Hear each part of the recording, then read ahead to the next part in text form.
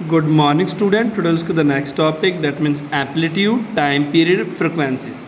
तो previous lecture में हमने पढ़ा था कैरेक्टरिस्टिक्स ऑफ साउंड एंड आज हम पढ़ेंगे amplitude and time period and frequency के रिगार्डिंग। तो सबसे पहले एम्पलीट्यूड क्या होता है बेटा, 2 नंबर में क्वेश्चन आ सकते हैं कि ये वाला और ये वाला, इनमें से कोई भी 1 या 2 नंबर में क्वेश्चन आपको पूछे जा सकते हैं। ठीक है, तो एम्पलीट्यूड क्या होता है, the maximum displacement of A ball from its mean position during an oscillation.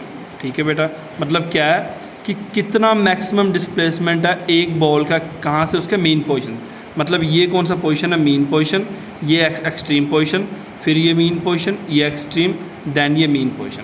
तो मैक्सिमम डिस्प्लेसमेंट का मतलब क्या होता है, देखो डिस्टेंस एंड डिस्प्लेसमेंट ये दोनों जो टर्म्स होते हैं ये हम यूज़ करते हैं डिस्टेंस मेजर करने के लिए, इन दोनों टर्म का हम यूज़ करते हैं। ठीक है, डिस्प्लेसमेंट का मतलब देखो क्या है कि मान लो कि ये बॉल है, ये बॉल ए से सी पे गया, देन ए पे आया, फिर बी पे गया, देन फिर ए पे आया, तो इसने कितना डिस्टेंस या कितना डिस्प्लेसमेंट इस टाइम के ड्यूरिंग इसने कवर किया। ठीक है, the maximum displacement in which the ball is at B और इट एट सी पोजिशन, मतलब क्या है कि कितना डिस्प्लेसमेंट बॉल ने कवर किया जब वो बी या सी पोजिशन पे था।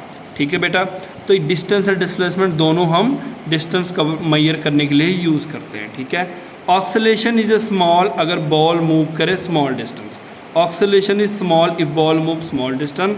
ऑक्सीलेशन लार्ज होगा कब, जब बॉल मूव करेगा लार्ज डिस्टेंस। इसका मतलब क्या, ऑक्सीलेशन डिपेंड करता है कि बॉल कितना डिस्टेंस कवर करता है। नेक्स्ट है time period, the time taken ball to complete one oscillation, मतलब क्या कितना टाइम ले रहा है बॉल कि वो ए से सी पे, देन ए पे, फिर बी पे, फिर ए पे, यानी कि पूरा एक डिस्टेंस ये कवर करने के लिए, यानी डिस्प्लेसमेंट को ये पूरा करने के लिए बॉल कितना टाइम ले रहा है, इस टर्म को हम बोलेंगे time period. It is a very difficult to measure time period of one oscillation.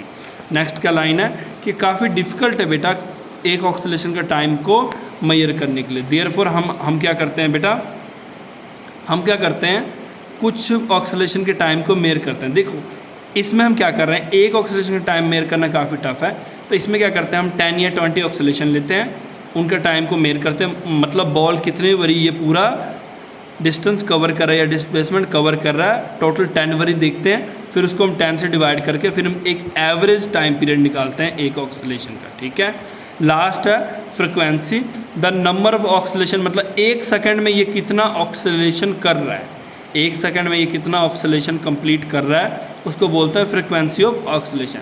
ऐसा यूनिट ऑफ फ्रिक्वेंसी क्या है, हर्ट्स।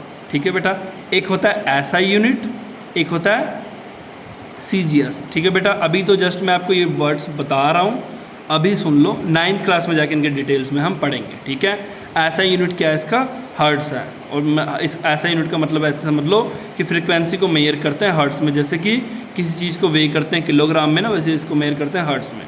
और ये किसके नेम पे रखा था, जर्मन साइंटिस्ट था HR हर्ट्स के नाम पे। ठीक है, अगर एक पेंडुलम 10 ऑक्सीलेशन को 1 सेकंड में कंप्लीट करता है तो उसका फ्रीक्वेंसी कितना होगा बेटा, 10 हर्ट्स, यानी 10 ऑक्सीलेशन वो 1 सेकंड में कंप्लीट करता है, उसका क्या होगा, 10 hertz per second. Next topic है loudness and pitch, we are aware about the amplitude and frequency if the frequency of vibration is high. क्या बोल रहे हैं इसमें बेटा, हमें पता है एम्पलीट्यूड या फ्रीक्वेंसी जो पीछे हमने पढ़ लिया, अगर फ्रीक्वेंसी ऑफ वाइब्रेशन ज़्यादा है इसका मतलब क्या है कि बेटा sound will be shrill and have higher pitch. याद रखना बेटा, अगर फ्रीक्वेंसी ऑफ वाइब्रेशन ज़्यादा होगा साउंड क्या होगा, श्रिल होगा, और उसकी जो पिच होगा वो हाई होगा, और इसी के उल्टा क्या होगा, अगर फ्रीक्वेंसी कम होगा साउंड का जो पिच होगा वो क्या होगा, लोअर होगा। यानी कि फ्रीक्वेंसी पे डिपेंड करता है कि साउंड का पिच कितना होगा, हायर होगा कि लोअर होगा। Drums vibrate with low frequency, याद रखना बेटा, ड्रम्स क्या करता है, लो फ्रीक्वेंसी से वाइब्रेट करता है, देयरफॉर ये लो पिच साउंड प्रोड्यूस करता है। इसका मतलब क्या है कि ड्रम जितना हायर फ्रीक्वेंसी से वाइब्रेट करेगा वो उतना ही हायर पिच का साउंड प्रोड्यूस करेगा। ए विसल हैव हायर फ्रीक्वेंसी, इस करके वो हायर पिच का साउंड प्रोड्यूस करता है।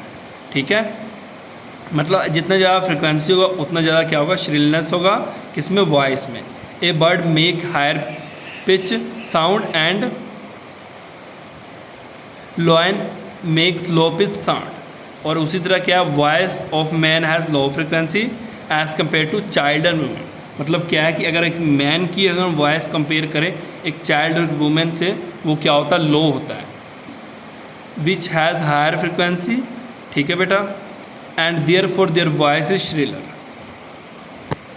नेक्स्ट है द लार्जर द एम्पलीट्यूड। देखो बेटा जितना ज़्यादा एम्पलीट्यूड होगा उतना ज़्यादा साउंड क्या होगा, लाउडर होगा, और जितना कम एम्पलीट्यूड होगा उतना ही कम साउंड क्या होगा, लाउडर होगा, उतना ही कम लाउड होगा। ठीक है, लाउडनेस ऑफ साउंड डिपेंड करता है किस पे, एम्पलीट्यूड ऑफ वाइब्रेशन पे। तो आज हमने बेटा इतना ही करना है। नेक्स्ट टॉपिक में हम activity 2 and types of sound के रिगार्डिंग पढ़ेंगे। Thank you for today.